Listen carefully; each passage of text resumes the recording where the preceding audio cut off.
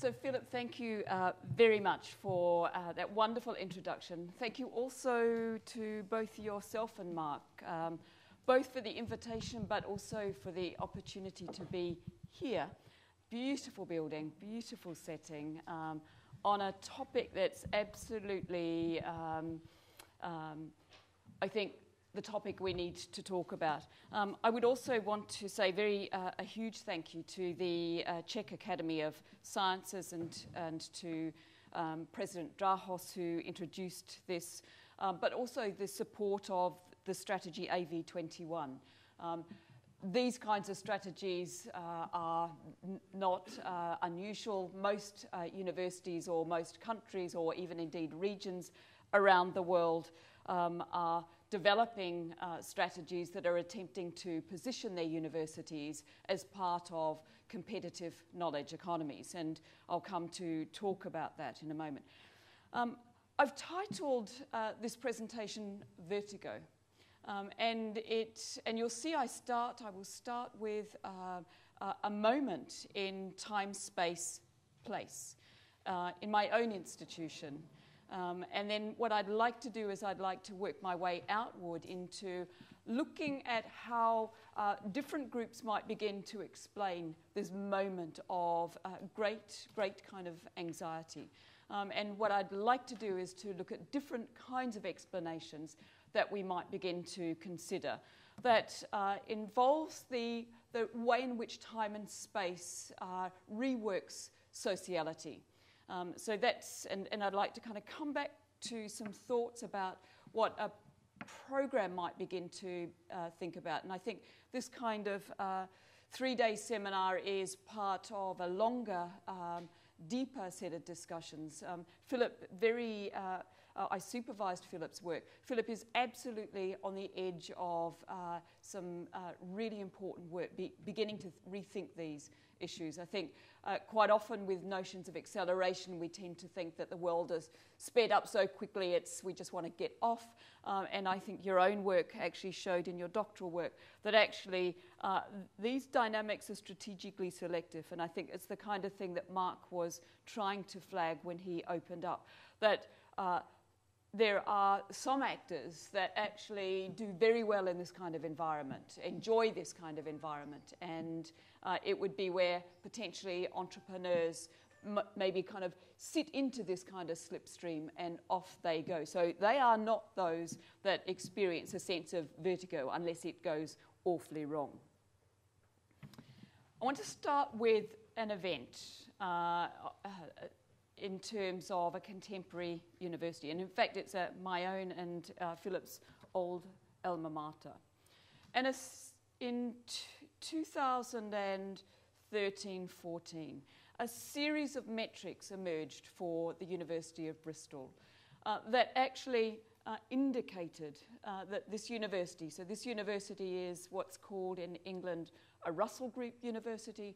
It means that it sits under the top tier, which is Oxford, Cambridge, UCL, which University College London, and so these are these top tier institutions. So these institutions pull themselves together and they brand themselves, and so reputation for them is really important. And I'll say something more about reputation.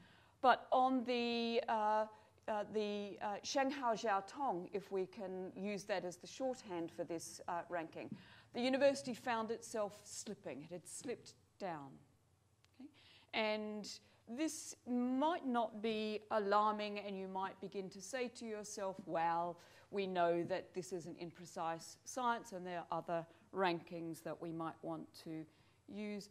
But it also discovered that it had slipped down on another ranking, and this is the Times Higher ranking.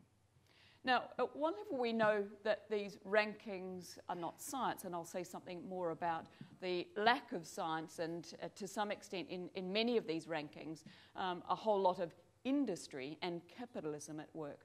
But this sent major shockwaves through the institution, and this institution is not going to be alone. There'll be a great deal of potential instability and movements, necessary movements, necessary, because actually these, if it was static, they wouldn't actually matter. The Times Higher at the same time then collated a whole series of different kinds of metrics. Where was Bristol, it asked publicly, on the newspaper? And, well, at the level of the top level of the institution, the top executives or the top senior administration basically said, we don't care, we don't take any notice of rankings. Nevertheless, the Times Higher, in trying to present a whole series of different kinds of data here, was indicating where it was sitting, so it was even lower than it was on the Shanghai Jiaotong, which typically the Times Higher is more favourable, it's argued, to English institutions. It's overall, so the NSS, which is this second one along here, is what's called the National Student Survey. And the National Student Survey is a survey that's undertaken with third-year students and their view of their experience as an undergraduate in the institution. And for some of the programs, so that was actually overall, so this is the overall ranking, and I think you'll begin to see as we look at the next one. So it's this is kind of general information.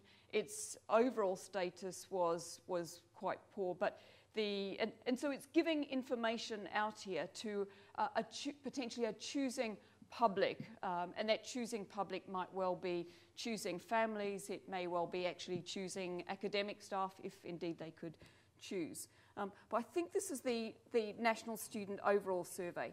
But what you'll begin to see if we go forward further here is that actually Bristol is sitting on the wrong end of this National Student Survey. It's on the wrong end of this survey. So here you have two big ranking devices, the undergraduate student population actually now giving its own verdict about this. In those circles, there will be lots of questions asked about what do these questions mean, and indeed, in fact, it's quite interesting. Your old department, actually, there were two at your old school, which is called Space, Sociology and Politics. The student population were almost at two ends of a spectrum, one very happy, the politics students, and the sociology students deeply unhappy, and yet they're using the same kinds of resources. So you can see there's actually something else that goes on, but this is not reported in the data. Let's roll in as the Times Higher did at this point too, and presented also to a potential consuming public, where the institution sat on the different research excellence framework or research assessment as it was at this particular point in time. In England, we didn't get the research excellence framework results until the end of last year. So this is mid of last year, and this is what was actually going on. Now, through the institution, immediately what begins to happen is that they begin to reflect on the fact that they are in a state of a loss of potential kind of reputation. And so so this is an internal memo that works its way around that the direction of travel on the league tables is downwards. And whatever they want to think, so you can see the institution saying, however flawed they are here, the university is traded on its perceived reputation and so on. It argues it's becoming increasingly more difficult to attract the best talent in both students and staff. And locally, what this actually meant was that a competing institution down the road had actually enrolled a lot of students, and Bristol was actually for the first time struggling to actually, it wasn't struggling to fill its quota, but it typically had about 33 applications to any one position, and that was beginning to change.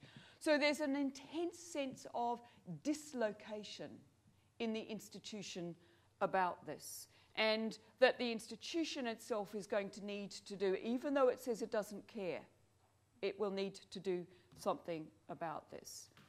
The internal memo also says this. There's been a drop in proportion, so this is the last comment I made, about firm acceptance as compared with last year.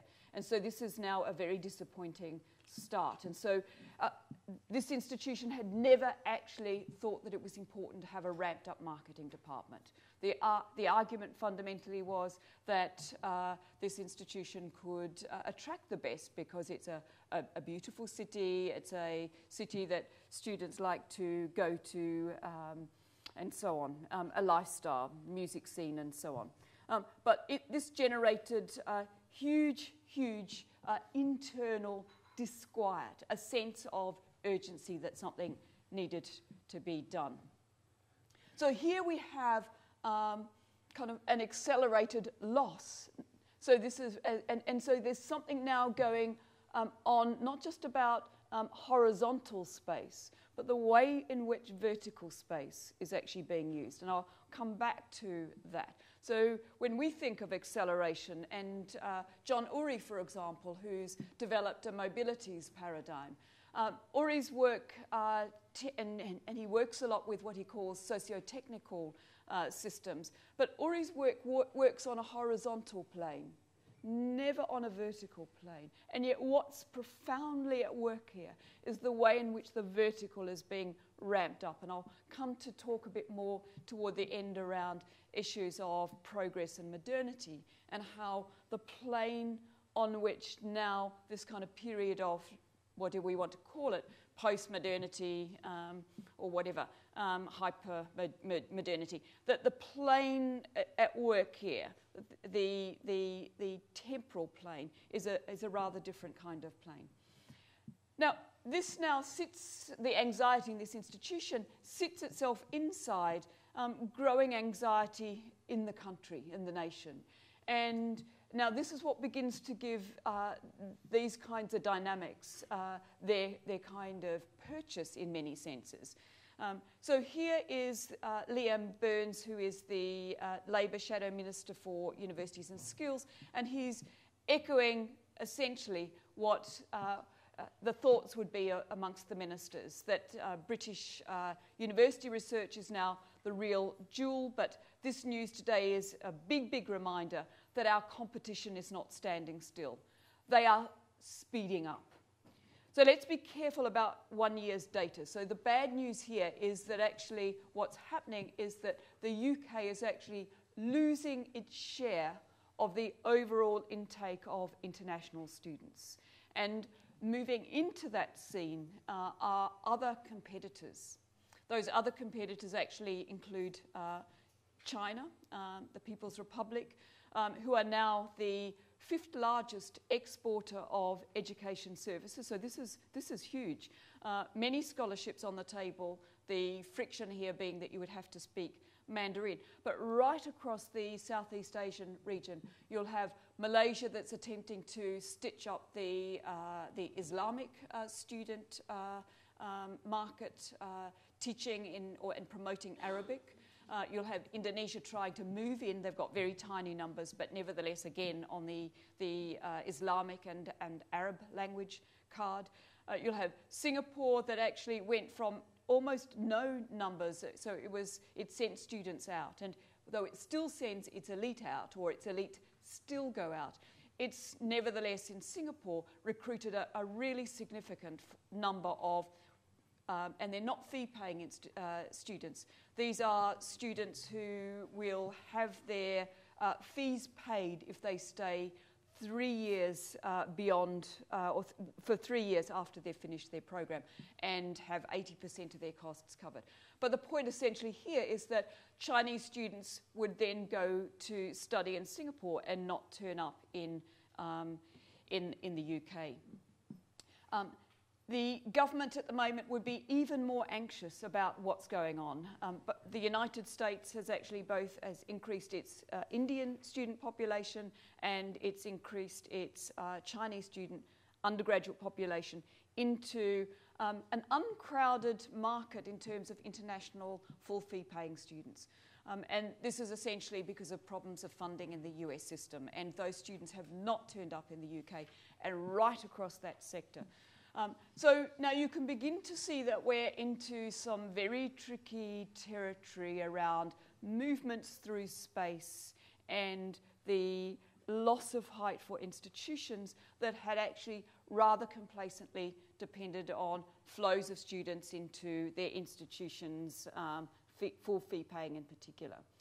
And this matters for rankings because your proportion of international students, which is why China itself is trying to increase the number of students from elsewhere into Chinese universities. They're calculating the percentage of international staff and international fee-paying students as part of the rankings. So by definition, a competitive university on these rankings is always having a proportion of your students and your staff who are international.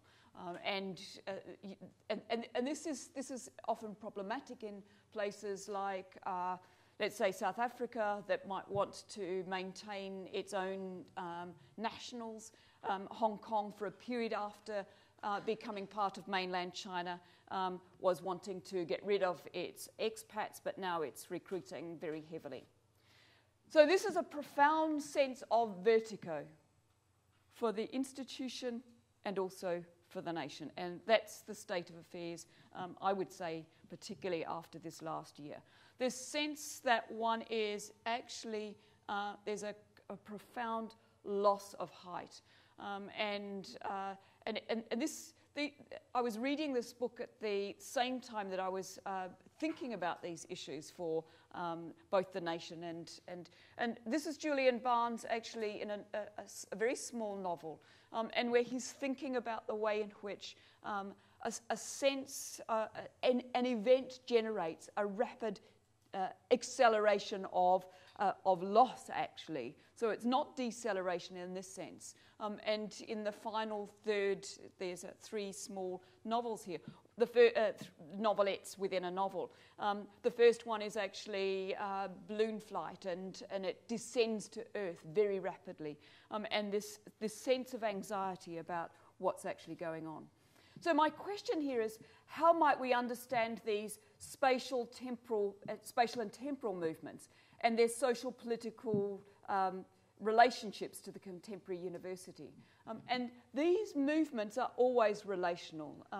They are, when you strategize and rescale, as we see with region building, only certain groups tend to make it to a different scale. And in turn, relationally, they transform the relations between those who might occupy a space strategically on this new platform and those who might be left behind.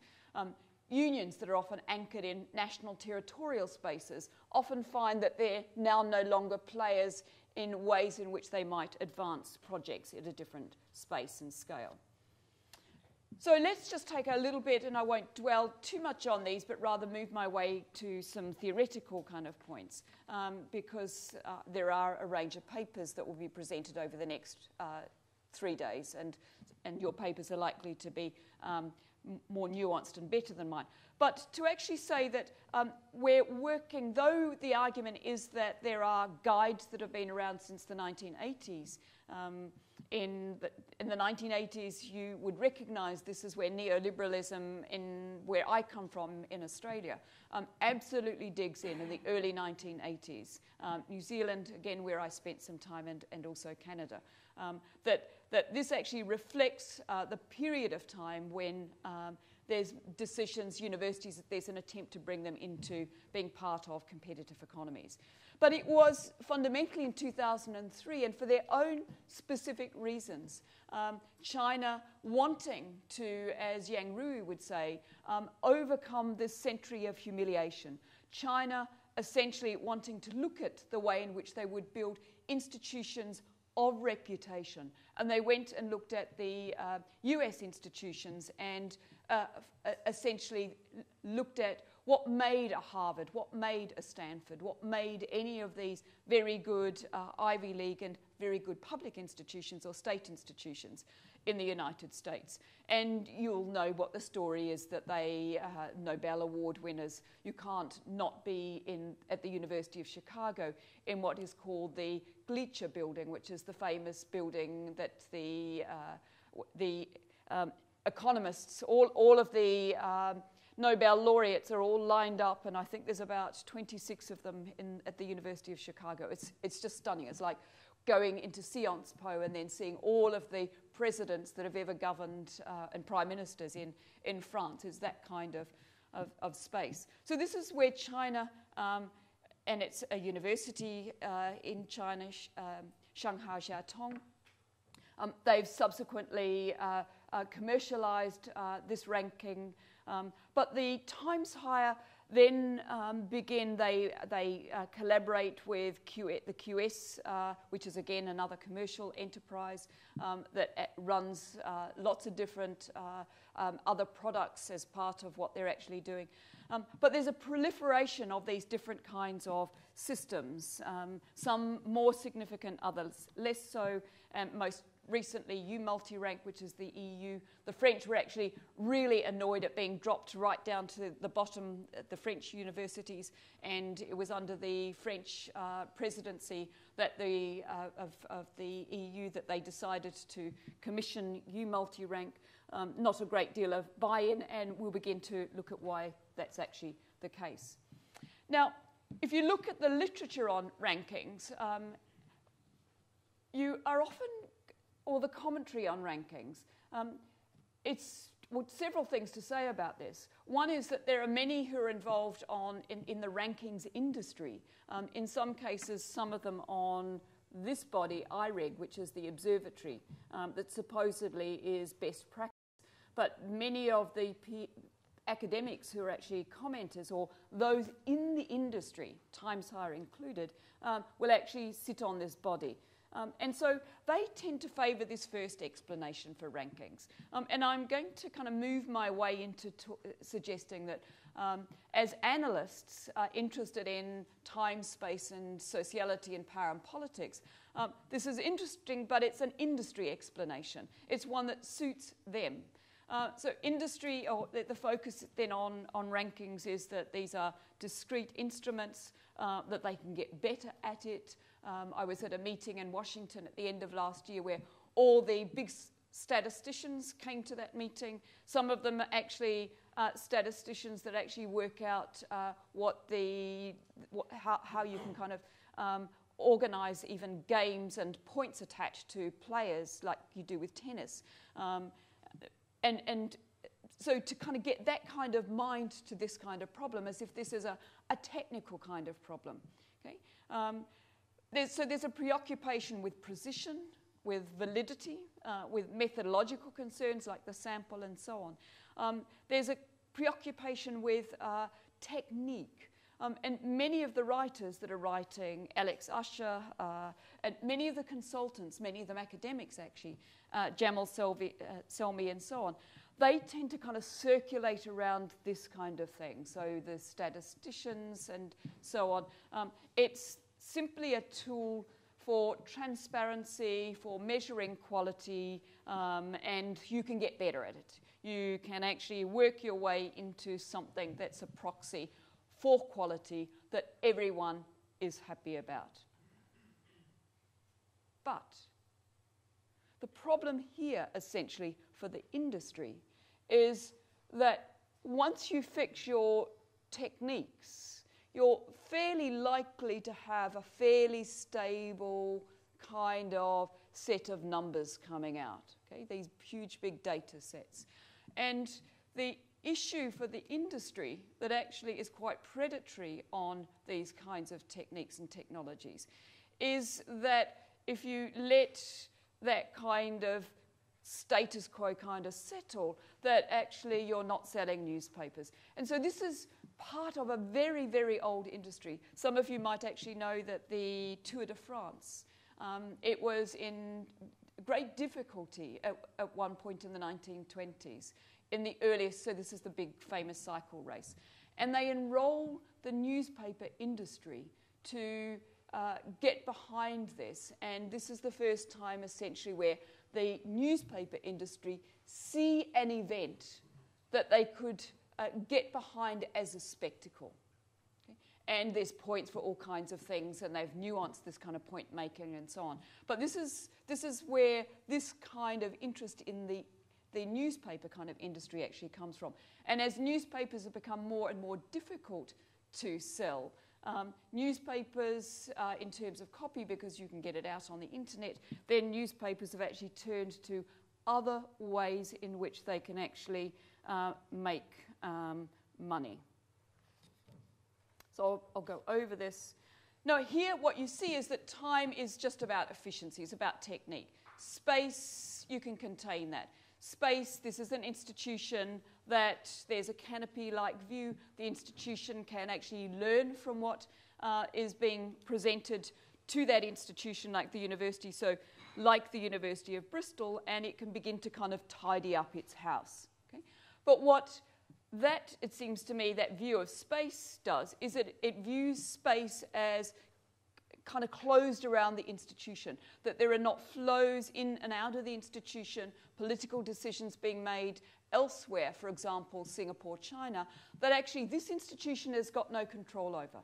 This institution has got no control or very little control over immigration decisions that are made. This institution's got very little control over rising xenophobia to do with movements of different populations and harbouring terrorists, supposedly in institutions. So its kind of sociality here is fundamentally one of a kind of closed institutions that you can actually make different kinds of quality decisions around your administration, and you'll get a very different kind of outcome. Another important critique here is it runs at the level of not techniques but programs. Ellen Hazelcorn is a major commenter that many of you, if you're following this, will have read her work. She has done quite a lot of work for the OECD, which is the Organisation for Economic Cooperation and Development around higher education management. She develops a critique of this more technical kind of an account. And she does view ranking as part of programmatic changes within the sector, that in fact every institution, and here what she's talking about are the very different ways in which when you move into choice and neoliberalism and choice consumption and so on kinds of environments with stakeholders, etc., then you're looking at the different ways in which those choosers are looking for information in the marketplace. And we know that there's something to that, and particularly undergraduate populations. If you drop in height, and this would have been the anxiety in the institution, then as you're at these fairs around the world promoting places in your come to my institution and so on, any shift in the rankings might well be perceived to be a drop in quality. We actually all know that nevertheless what's being measured here at one level is research, and typically students who are turning up to undergraduate programs are probably way more concerned about teaching, but that's not what these global rankings are actually doing. Having said that, these students are right to worry about these things because, as you'll see me comment a little bit later, that the Netherlands requires you to have actually graduated from an institution that's listed in the top 200 for you to be regarded as a skilled migrant. Okay? Danish scholarships are will not be allocated to you if you're going to study at an institution that's not listed, and I'm not sure where the cutoff point is. But these rankings are actually being used for purposes that we might not have actually expected. So a shrewd family is going to be interested in what's going on at the level of the program. So this is globalization, marketization, accelerated competition, and so on. And the concerns are around, these supposed proxies for quality in the sector. But as our argument, actually, and you'll see Chris Olds and myself, a colleague that I write with, we've been much more interested in also what's now not included in these explanations. And what's not included in these explanations are, and I'll get there in a minute, but the different way in which the sector itself is kind of being intruded in on. So this is an industry perspective of Hazelcorns. And these are the kinds of projections into the future for why it would matter. 2025, 8 million students being projected. The question is who's going to get those students and what role rankings will play in that. Same kind of information. These are actually representations that are out in the sector now at the current time as to where, for example, a university like the University of British Columbia is placed in terms of its ranking and how that ranking is actually playing out against student fees. So your finance people in your universities are going to be looking at where's the point at which rankings intersect with where you can actually push the fee levels up to. So these are being used for quite interesting purposes. Hazelcorn's account would also include the way in which the global competition sets of proxies are themselves actually being used to think about collaborations so that you might, and what they know actually is that if you've got collaborators, China to the United States, each will cite each other, and actually that drives up the citation indexes. These get rolled into the global rankings, and so if you're being encouraged to engage in mobility as an academic, this is in part being shaped, certainly in Europe, by an awareness of the fact that movement, certainly across Europe, if you're moving between institutions across Europe, then you're more likely to be citing your colleagues who might be in other countries. And this is absolutely driving the European research agenda, research area, and so on. Funnily enough, if you go to the United States, that is not the case. You'll have citations across states of the United States, but actually where those academics have not been mobile, so much more kind of fixed kind of position. So here, it's not always the case that movement and collaboration results in the same thing. Here, I think the kind of way in which time-space sociality is at work is where flows of students, flows of academics actually being encouraged as part of the European research area, for example, or these collaborations. Our research council will, in the UK, actually now fund co-investigators as part of the research council bids that you can actually put in. Space here, I think, is about competition, and sociality is actually about, nevertheless, being the neoliberal subject or family, choices, information, and so on. Now, I think there's a third explanation here, and you don't see it as prominent in those explanations that are at work. But this actually works not just at the level of the sector, the HE sector, but actually at the level of the social formation. And I think the argument here, and there's Simon Marginson, I think, is kind of heading off in one direction, where what's going on here are transformations in the nature of higher education itself. And I think, actually, to be fair, that Hazelcorn kind of gestures in that direction. But less so in terms of talking about what's at work here is a new services economy and the role that knowledge would actually play in that. And for Simon Marginson, this is actually where a new status economy is actually being built. I'm going to put a slightly different argument there.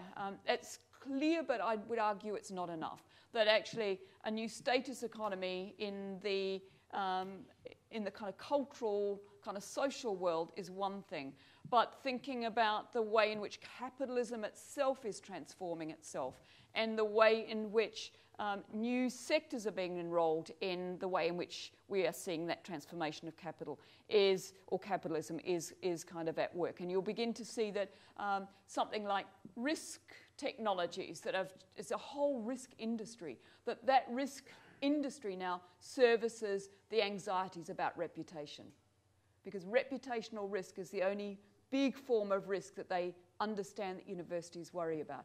And so if you go to KPMG, all the big accounting firms, they've got their own specialist divisions around risk management and risk and reputation, and the universities are very big clients of theirs. So it's not just, it's a reputation industry, and it's a risk industry, and it's a data industry. This is the kind of thing that Simon Marginson would be kind of thinking about here. What's the share of publishing for the US, the EU? This came out of the National Academy of Sciences in the United States, and these kind of proxies that come out of publishing, the science and engineering articles that are then part of the top 1% of the cited articles 2002-2012. And you can see the anxiety here is actually where kind of China is sort of on the rise. Now what Simon Marginson does is, in his kind of accounts, talks about the reputation that then is given to certain kinds of knowledge. And the universities themselves claim that reputation because they're actually the places where they are doing the knowledge producing. So these will be your elite institutions, and the publishing industry is very likely to be picking up on where these elite institutions are. And so driving, so essentially to what will drive this will be the salaries that any of these star scientists would actually be able to get for their place in these elite institutions. And their capacity to produce knowledge is extraordinary. They're often given, invited in, given huge amounts of money that might surround them, and the EU with its incoming Marie Curie or any of these relocation strategies, that's what they're onto. That's what they're up to. That's what they're trying to do. They're trying to generate the kinds of proxies and with the resources around these individuals or individuals that generate the kind of knowledge production that plays its way into these. These actually work as proxies for competitive knowledge economies. Okay? And your enemy is always where you are in relation to where they are. And you can see Japan's now out of the picture here. It was in until about 2004. It's China and on the rise. And by aggregating European countries together and then lining it up with the United States. And so there's some degree of anxiety, a kind of a sense of vertigo in the United States. And there are race to the top projects, rising above the gathering storm. These are the titles that are given to any of the reports. The industry, nevertheless, if you take an industry view, what you'll begin to see, and this is the classic representation of rankings, is that you can't simply stay where you are. You sell newspapers and services by, on the one hand, generating anxiety and a sense of not knowing quite where you're going to emerge. And you also sell newspapers and services by also beginning to provide different kinds of knowledge in the system. So this is the reputational rankings, which are different to this previous lot here, and you could go and look at the difference. But what you'll begin to see is that they cut this stuff in all kinds of ways up.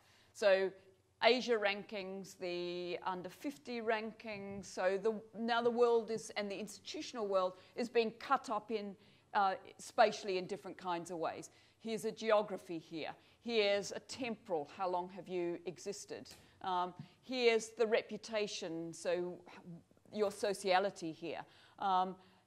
Then again, if you look at the BRICS and emerging economies and their rankings, again, what's emerging here is the way in which the world gets cut up spatially in terms of different kinds of economies. And what you then begin to do as you are times higher is you are both collecting the data and representing that publicly, but also providing a whole series of services. I'll come back to this, the scopic systems. This is the times higher that actually has a whole back division now called strategic solutions.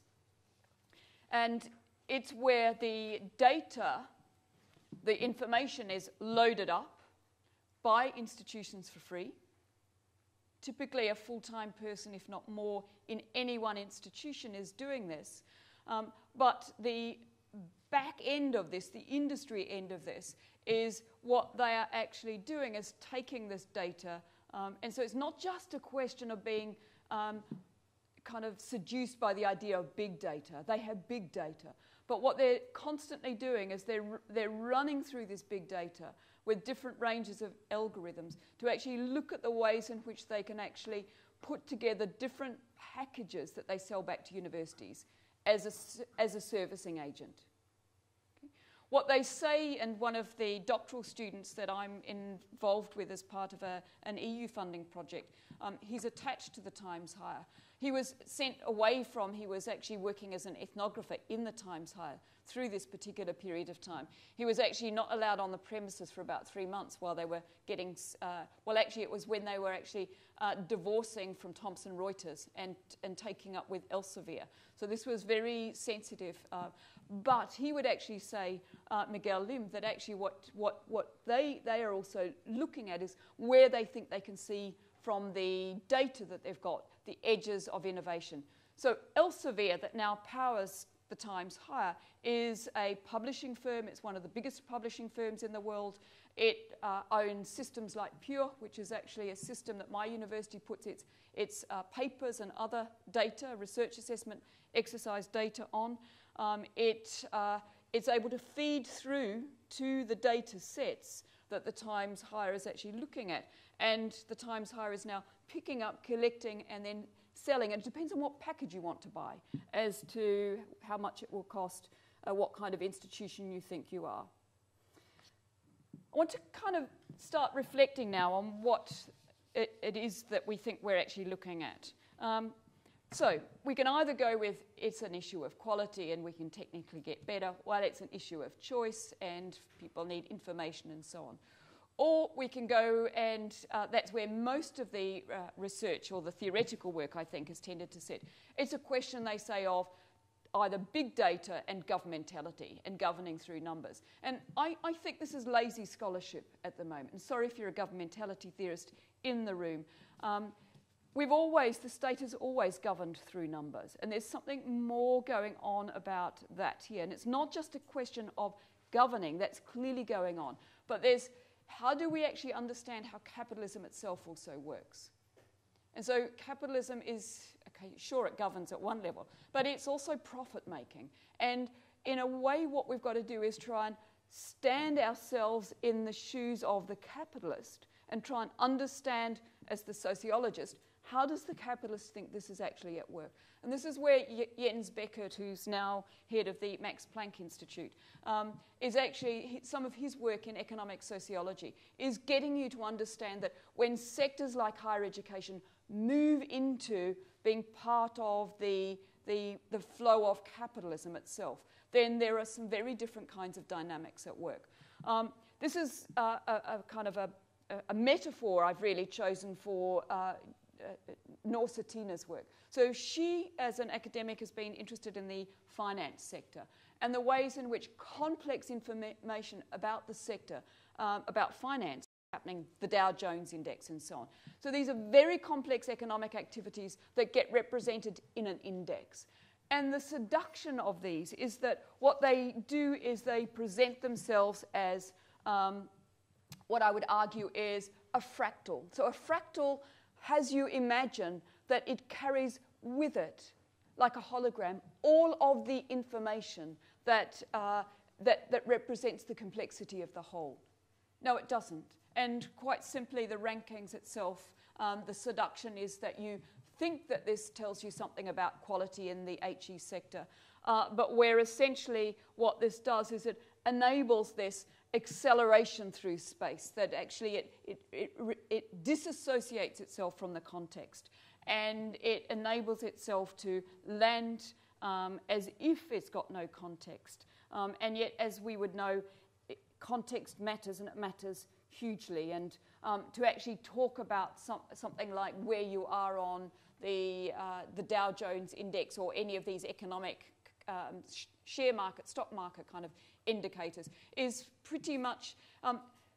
so she talks about these as scopic systems that enable very complex information to be gathered together, to drop down in a place, to represent itself as if it didn't have lots hanging on to it. I'll move over this. I've talked a bit about this, but let me just say now why then I think this kind of technology begins to get the traction it does. It gets used in multiple kinds of ways. Standards & Poor's use the rankings indexes to actually make decisions about interest rates to the HE sector. Okay? No matter how problematic they are, like the REF or the RAE. They get used so now they get a life of their own because they're being mobilised. So they enter into spaces that they were never expected to enter into, and get engaged in doing certain kinds of social and political work. I mentioned the scholarship selection. It forced mergers in places like Denmark. There's very unhappy alliances in Denmark between Aarhus and other institutions, and I know you've got some colleagues here.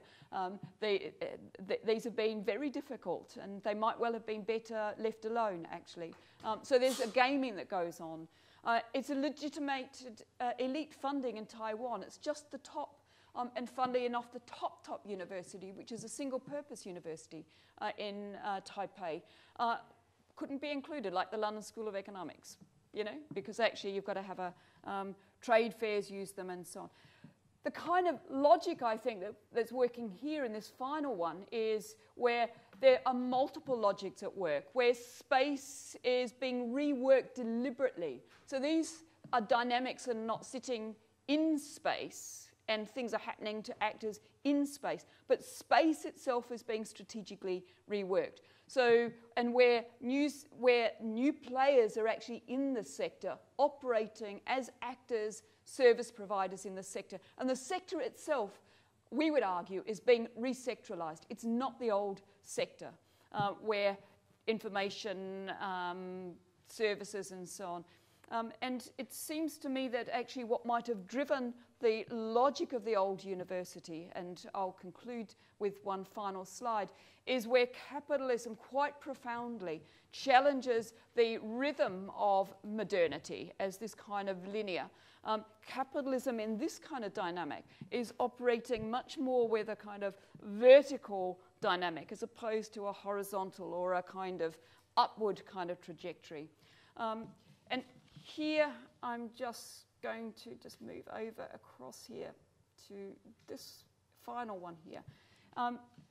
In this new geometry of space, I think what's interesting is that there's a challenge. There's a kind of two sets of logics now at work. One, the old modernity, which was this developmental progress logic, and that if you were an institution or a country, if you just held in there long enough, you would actually progress forward. Okay? There would be this telos and unfolding dynamic at work. But neoliberalism, which is the kind of political project that's driven the penetration of capitalism into and inside and worked inside out the sector, is that it uses vertical space through competitive comparison on the one hand, the risk industry that actually shows you how to compete, tells you how to compare the risks if you don't get it right. But always, now that the industry is involved, it can never be a stable environment. And there will always be new things being added in because your movement up and down and your anxiety about where you are here will always be the logic that it's work. So thank you.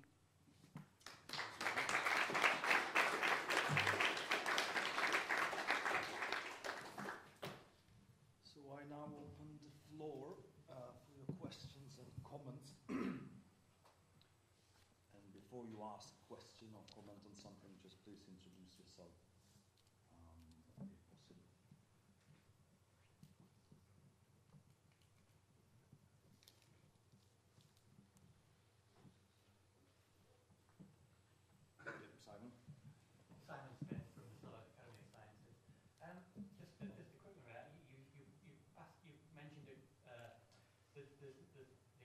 concept of re-specialization towards the end. I just wondered if you could expand a little on what you mean by that. Are you suggesting that universities are looking to different kinds of the kinds of institutions with which universities are competing is changing?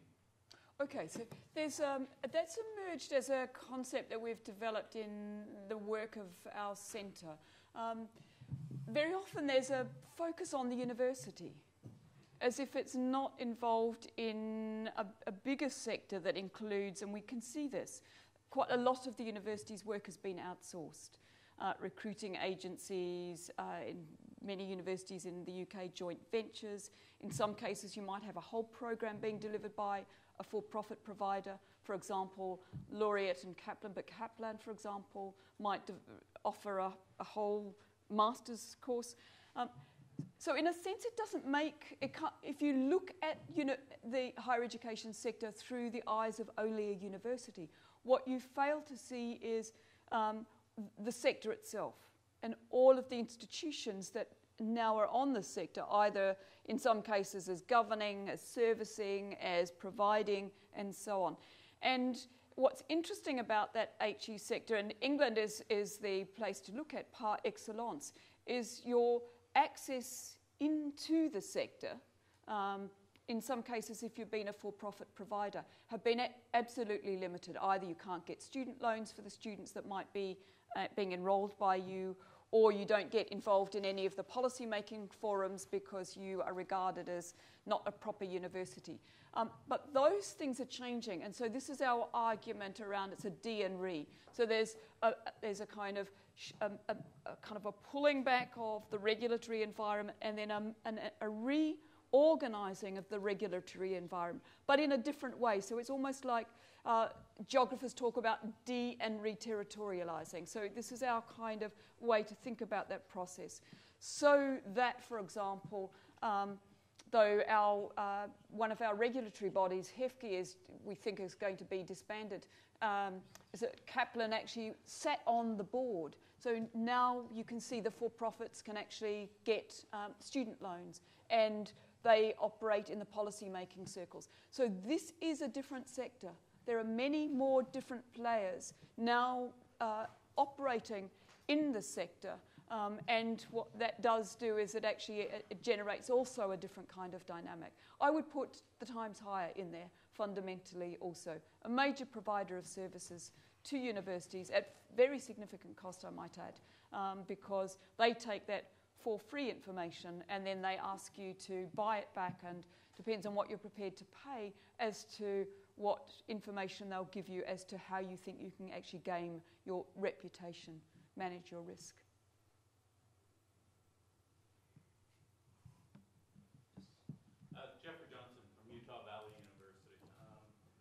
I wonder if there isn't some stratification, though, to this stability and lack of stability that you point to. And the example that comes to mind was back in the late 1990s, U.S. News and World Report, which does the most prominent U.S. rankings, completely changed their methodology, and it resulted in, for the first time, the shock that Harvard was not the best university in the country.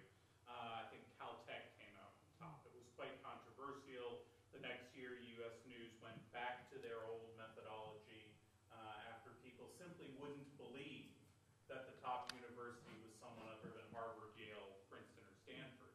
And in fact, they fired their methodologist and reverted to that. Then a few years ago, they made some other revisions to their methodology. And at the presentation they did at the Association for Institutional Research, they were very emphatic about this isn't really changing the top universities.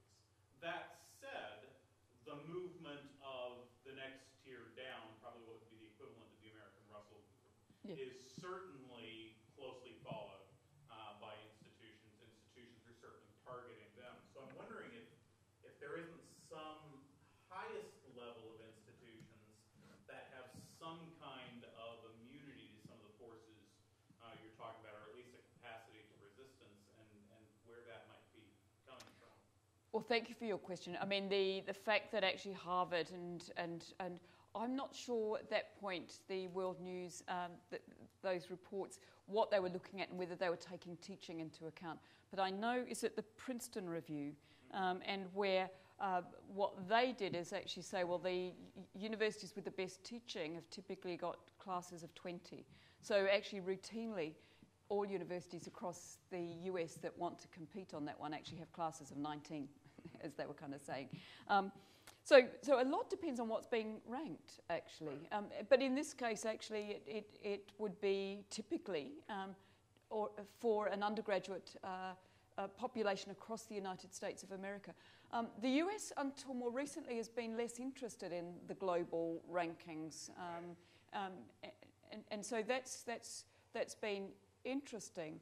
But they have become more interested as there's this growing anxiety about where's the big overall economy, and so on. So when I was at this meeting at with very distinguished individuals in Washington, this was the first time there was a big conversation about this. In fact, there was one institution at George Washington University was actually shown to have been fiddling with the statistics or something like this, and they got struck off for a year. And they were actually talking about, well, they could actually survive. But I think there's a local population that has, in the United States, historically been then interested in making choices, and the Princeton Review, I think they make quite a lot of money from this, but they would actually say that they give really good information and they work with families and they collect data and da-da-da-da. But this other stuff, it's where these kinds of, these things have lives of their own now. And you can see where the National Academy of Sciences in the United States has been scooping up all of this and trying to get a sense of how does this represent the competition between the US and China. So they have their effects in part because they end up playing multiple purposes. But your comment was actually about the immunity at the top, and but in fact Harvard in that moment isn't immune, but potentially around teaching. Hi there, I'm Fabian from Monash University in Australia.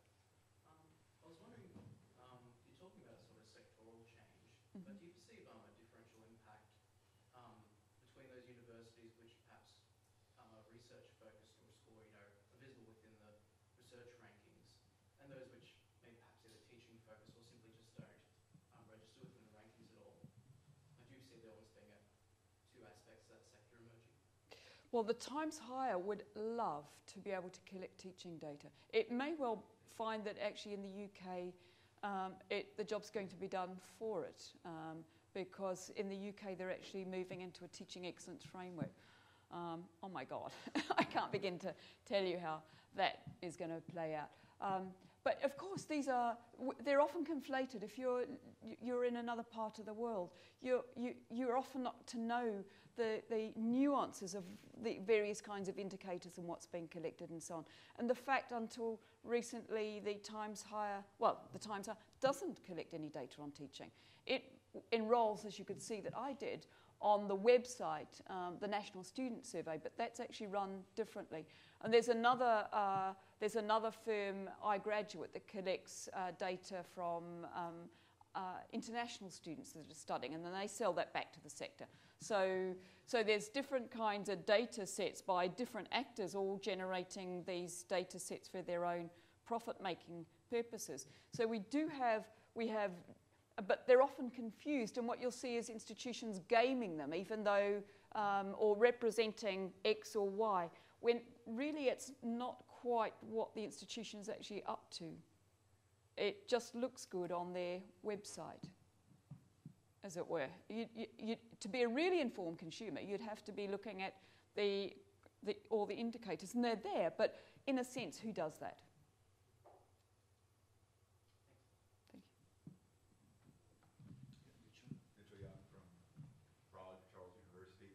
I'd like to ask you maybe if you would go back, you mentioned U multi-rank, and it maybe ties into the question of colleague from the US, which has basically sort of failed or fizzled out. And I'm curious if you have some speculation as to why. Is it because it's a government thing that's not part of this new sector that you're talking about that includes the economy? Is it because it's simply too complex, as you sort of suggested right now. It was an attempt, as I understand it, to try to create something that would be, let's say, more complex, more adaptable to different university missions, and it seems to have gone nowhere. Yeah, so U-multi-rank, as I said, was where the French particularly were kind of constantly upset at where they found themselves. And what they did is they've actually gone and you can and generated a kind of help yourself. You can go on, you can actually put your institution in, it'll have data on your institution, but you might look at what kinds of programs and so on that you actually want to, and other institutions you want to compare yourself with, and it's got teaching and research data and so on. But the force of the commercial world there, they've routinely undermined it. For example, there's the budget that would be going into the Times Higher would be huge. Okay? And we know, because in fact it was said publicly by Phil Beatty, that actually the marketing department is constantly, every time they run a new product, the marketing department is constantly running what the revenues are beginning to look like. But institutions themselves kind of are complicit in this because they might add this one or that one, or they'll be, if they drop on one, U-multi-rank's going to be very stable, actually. And so universities are these capitalized institutions in many cases. Cambridge actually attempting to move in the direction of offering, if they've not done that, I don't know if anyone, Andrew McGettigan has been following this in the UK, offering bonds and so on. We shouldn't think that they're the financiers and so on don't kind of think like capitalists, where they're investing their money, where they could valorize reputation and so on. So that also kind of pushes the commercial dynamic as these universities become more and more and more commercially minded. They think like capitalists too. And so U-multi-rank isn't as important there. So the mission of it's not so much the mission of the universities, but the divisions within the universities would be in conflict in some ways. So last question. Yeah, quick one, please. Chris Elston from Newcastle University. I just want to pick up a little bit on that as well. And you talked a lot about the importance of rankings moving and the fact that they should change and why that might have different benefits for people. But I just wondered as well, obviously, if a ranking that moves too much, you might think that was an unstable sort of metric. I just wondered, whether, in a sense, there is a sort of point at which they move enough to keep people interested and think they might go up a couple of places or down a couple of places, but not so much that they become unstable. I just wondered whether you had a sense of what almost creates that. How does that actually come about? How is that achieved by those that are creating the rankings? Yeah. So the calculation, I think. So the thing that the successful commercial operators have done is constantly keep these new ones on your temporal horizon. They're just out there. And these ranking devices that we're talking about here are no different to the way in which the OECD is doing the same kind of thing. You've got a PISA sort of on the horizon, which is, PISA is the program in international student assessment the OECD runs. So they use the kind of temporal horizon, but if there's a potential reputational risk for them, so Alexandria was the example, wasn't it, where one individual they could see had actually shot University of Alexandria way up, but it was literally one institution. And the argument too is that some of the the Gulf universities and so on, and the Arab universities are doing some of the same kind of thing, suddenly just buying up reputation from papers of very prolific individuals and this kind of stuff. And that does that generates, so the newspapers are not immune to that. They understand that actually the gaming that then goes on in the sector has consequences for them.